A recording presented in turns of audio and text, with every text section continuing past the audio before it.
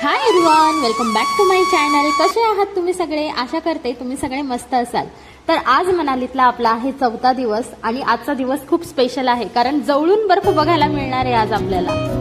मनालीमध्ये 3 दिवस आपण स्टे केला होता आणि त्यामध्ये लोकल शॉपिंग म्हणा किंवा मॉल रोड म्हणा किंवा मग मनालीमधले फेमस टेम्पल आपण एक्सप्लोर केले आणि तो सुद्धा खूप काही छान एक्सपिरियन्स होता आपल्यासाठी. मस्त छान असे सिनरीज वगैरे आपण ब्युटी बघितली मनालीत. आज म्हणजे ज्या गोष्टीसाठी आपण इथे आलेलो आहे तीच गोष्ट आज आपल्याला इथे पाहायला मिळणार आहे. तर व्हिडिओ शेवटपर्यंत बघा. सकाळी सगळेच जण रेडी झाले आणि चेकआउट सुद्धा आम्ही लवकर केलं हॉटेलमधून आणि आता इथे येऊन पोहोचलेलो आहोत आम्ही सोलंग व्हॅलीमध्ये.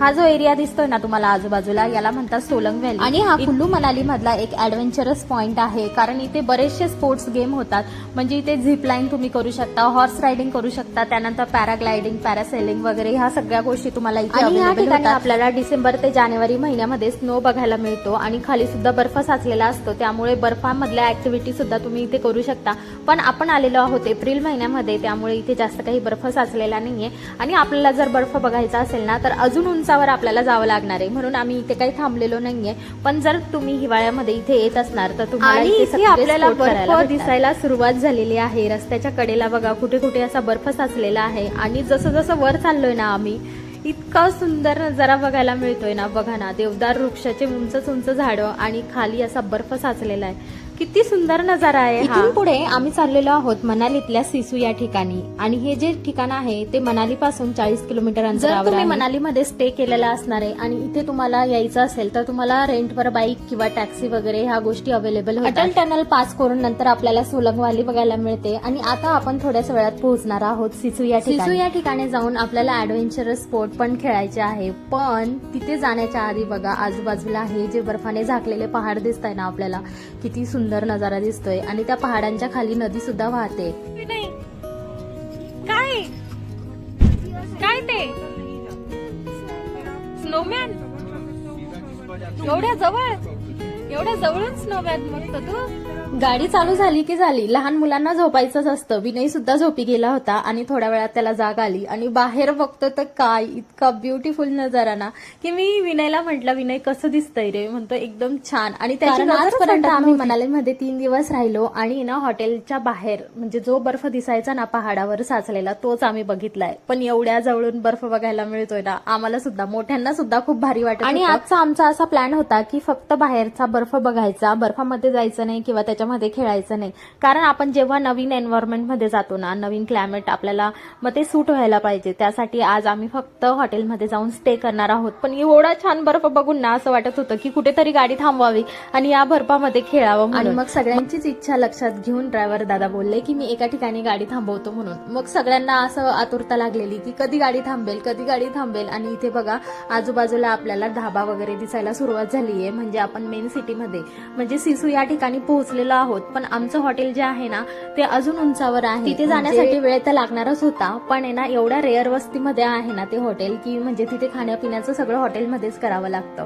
म्हणून इथे आम्हाला जोराची भूक पण लागलेली होती. दादांना म्हटलं कुठेतरी थांबवा की जिथे थोडाफार बर्फ खेळता येईल आणि थोडा नाश्ता वगैरे आपल्याला बघूया. आता ड्रायव्हर दादा कुठे गाडी थांबवतायत ते तोपर्यंत आपण आहे ना आजूबाजूची ब्युटी मस्त डोळ्यांनी पाहून घेऊया. आणि जर तुम्हाला दिसत असेल तर बाहेर स्नो सुद्धा पडतोय. म्हणजे जोपर्यंत आपण मनालीमध्ये होतो ना 3 दिवस आपल्याला कुठेही स्नो पडलेला दिसला नाहीये. पण इथे बघा स्नो बघायला मिळतोय. स्नो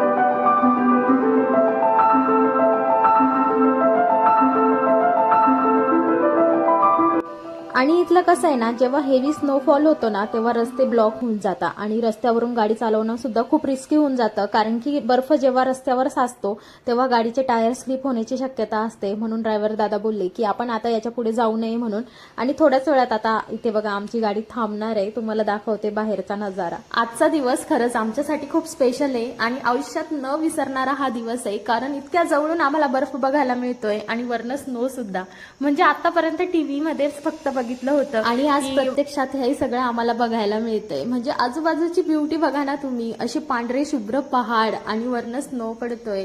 काहीतरी वेगळाच नजारा होता हा आणि ना आम्हाला जो अनुभव आला ना खरंच खूप भारी होता. सगळे इतकी खुश होते ना कधी या बर्फासोबत खेळावं असं सगळ्यांना वाटत होतं. पण इथे आमचा पहिला दिवस असल्यामुळे आम्ही काही बर्फ खेळणार नाहीये. पण आमचे हात थांबतायत कुठे तरी पण बर्फाचा गोळा घेतला आणि एकमेकाला मारायला सुरुवात केली. तरी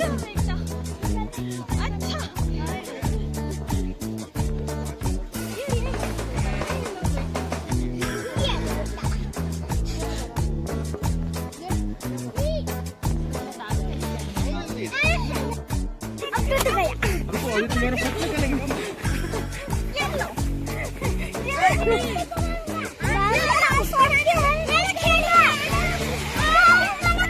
हाँ ये तक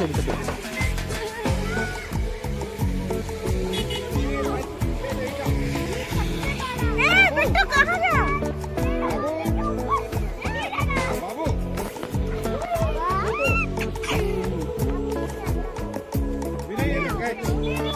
विनय इधर आओ इधर आओ गेट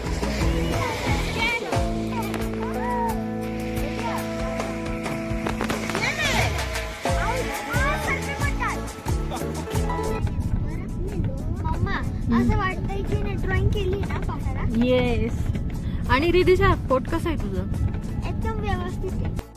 बर्फामध्ये मस्ती केल्यानंतर आता पुन्हा निघालोय आम्ही आमच्या डेस्टिनेशनला, म्हणजेच हॉटेलवर जाण्यासाठी निघालोय. आणि ना इथे रिजिशाचं पोट दुखतंय, कारण की इथे काय होतं ना की क्लायमेट खूप थंड असल्यामुळे आपण जास्त पाणी पित नाही, पण पाणी पिल्यामुळे ना डिहायड्रेशन, उलटी, त्यानंतर लूज मोशन वगैरे ह्या गोष्टी स्टार्ट होतात. म्हणून इथे आल्यानंतर तुम्ही भरपूर तर पाणी आता प्या. आम्ही सिसू मध्ये आलेलो आहे आणि आमचं जे हॉटेल आहे ना राहण्याचं ते असं आहे. आणि इकडे बघा आजूबाजूला वातावरण. आणि माहितीये एवढा पूर्ण एरियामध्ये मला आहे ना खूप कमी हॉटेल्स दिसत आहेत. त्यापैकी हे जे वरती आहे ना ते आम्ही बुक केलेले आहे. आतमध्ये जाऊन दाखवते की कसं आहे ते व्हिडिओ.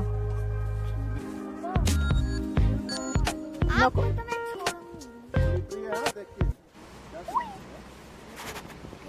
इथे आम्ही आमची गाडी लावलेली आहे. आमचं हॉटेल बघा कसं वर आहे आणि उंचावर असल्यामुळे ना इतका दम लागत होता. आणि डिस्टन्स जरी कमी दिसत असेल ना तरी पायऱ्या खूप चढायचा होता. चढणीचा रस्ता असल्यामुळे ना हालत पूर्ण जाम झाली होती. चढून वरती जावं लागतंय. हे बघा आम्ही इथून खालून चढत आलेलो आहे आणि खूप दम लागतोय आम्हाला.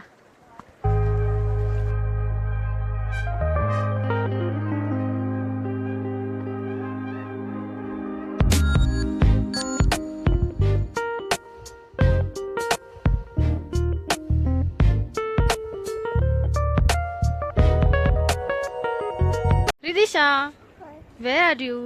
We are in the Shisu. शिसू म्हणतात. हे बघा असं आहे शिसू मधलं आमचं राहण्याचं ठिकाण. आतून दाखवते तुम्हाला. तर इथे ना एक बेड ठेवलाय, वरती एक बेड ठेवलेला आहे आणि इथे आपल्याला कबर्ड भेटते. चला कबर्ड मध्ये तर काही एवढे आपलं सामान मावणार नाही, आमचं भरपूर आहे. आणि ह्याचं बघा स्ट्रक्चर असं आहे, म्हणजे तुम्ही बेडवर बसून सुद्धा स्नोचा व्ह्यू एन्जॉय करू शकता. आणि वॉशरूम असं आहे, मिरर आहे. ओके.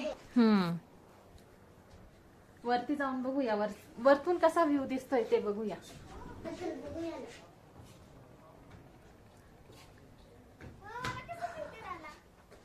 हे बघा वरती असं आहे,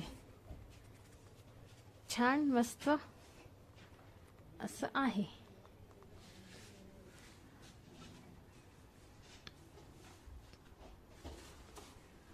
इतना ज्यादा टिकट नहीं है बेटा.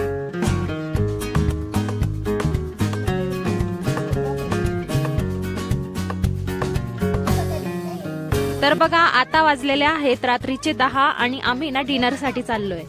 आणि बाहेरचं टेम्परेचर माहिती आहे का किती आहे? -10 डिग्री सेल्सिअस, म्हणजे 0 डिग्री सेल्सिअसवर बर्फ तयार होतो. आणि आता हे -10 डिग्री आहे. आणि इथे बघा आम्ही सगळेच चाललो आहोत जेवण करण्यासाठी. माझी तर खरं तर इच्छाच होत नव्हती की बाहेर निघून डिनर करायची, पण म्हटलं चला आलोच आहे तर हे पण एक्सपिरियन्स केलं पाहिजे. पूरा जम गया. तू चल आगे भाई. मेरे हाथ में मोबाइल है, मेरा हाथ फ्रीज हो जाएगा.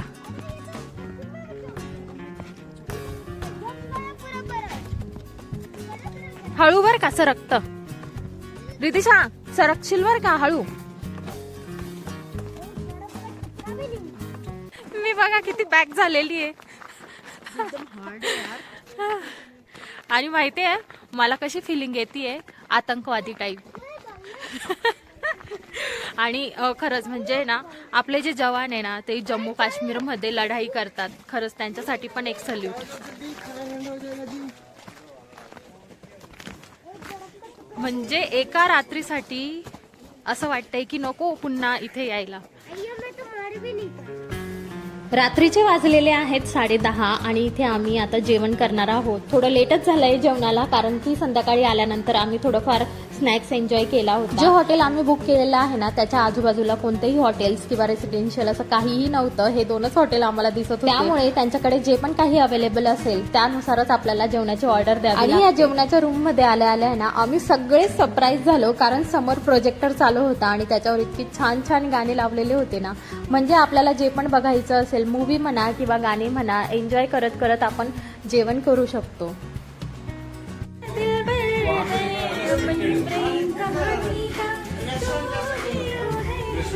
गाईज आत्ताच जेवण करून आलेली आहे मी आणि ना आता रात्रीचे 11:30 वाजलेले आणि हा दोरा दिसतोय का माझ्या तोंडामध्ये. मी काय करते माहितीये का, यांची आयब्रो करून देते. रात्रीचे वाजलेले आहेत 11:30 आणि माझा कोणताही ब्युटी पार्लरचा कोर्स झालेला नाहीये आणि हे त्यांच्या रिस्कवर, म्हणजे एवढा भरोसा आहे बघा माझ्यावर. कितना भरोसा है वो वीडियो में बताऊंगी और दूसरों फायनल रिव्ह्यू सुद्धा मी यांच्याकडून घेणार आहे, तर तो सुद्धा तुम्ही बघा.